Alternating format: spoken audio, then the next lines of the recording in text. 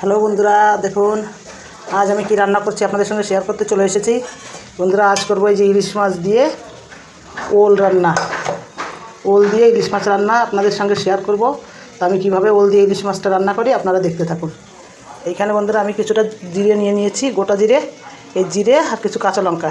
এখন আমি এই কাঁচা লঙ্কা জিরেটাকে সুন্দর করে ফিনিশ করে বেটে নেব।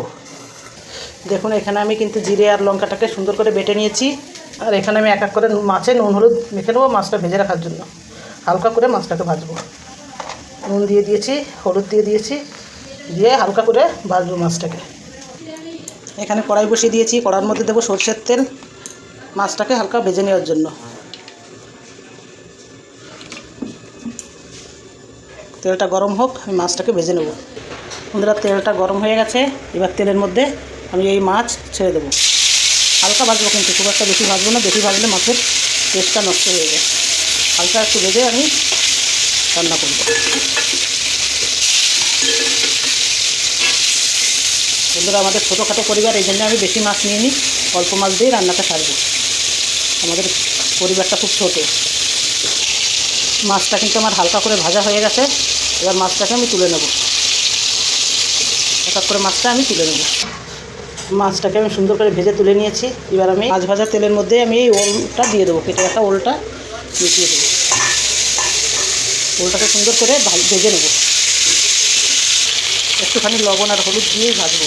একটুখানি হলুদ আর একটুখানি লবণ দিয়ে দিই, দিয়ে ওলটাকে সুন্দর করে ভেজে নেব।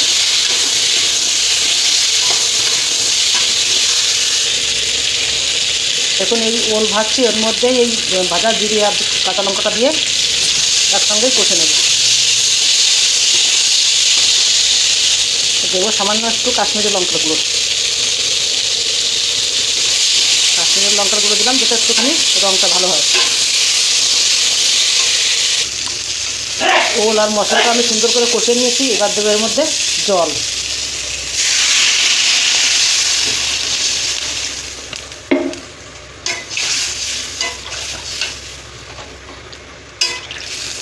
জল দিয়ে আমি ভালো করে সিদ্ধ হতে দেবো।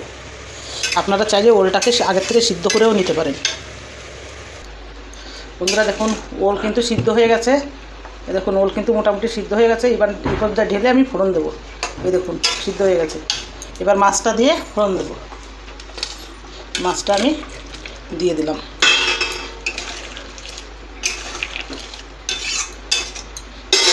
এবার আমি ঢেলে ফোড়ন দেবো। বন্ধুরা, এই যে মাছের ঝোলটা আমি ঢেলে নিয়েছি। আর এইখানে কড়াইতে দেবো তেল ফোড়ন দেওয়ার জন্য। এই কড়াইতে তেল দিয়ে দিচ্ছি। তেলের মধ্যে দেবো এই যে শুকনো লঙ্কা আর তেজপাতা।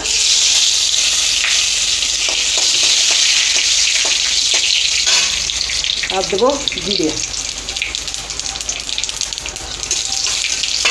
একদম সোজা সাপটা রান্না।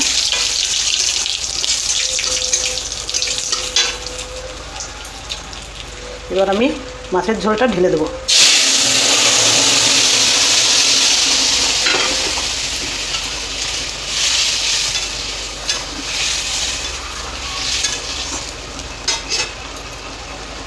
বন্ধুরা, আমি এই উপর থেকে এই একটুখানি জিরে আর এই শুকনো লঙ্কা তুলে নিলাম। আমি এটা বেটে দেবো, তাহলে খুব সুন্দর একটা সেন্ট হবে। তরকারিটা কিন্তু আমার একদম হয়ে গেছে। দেখুন এই দেখুন একদম সুন্দর হয়ে গেছে। ওল এত সুন্দর সিদ্ধ হয়েছে, একদম মেটে আলুর মতো সিদ্ধ হয়ে গেছে ওল। আর এইখানে এই মশলাটা আমি তুলে রেখেছিলাম, মশলাটা মিশিয়ে নেব।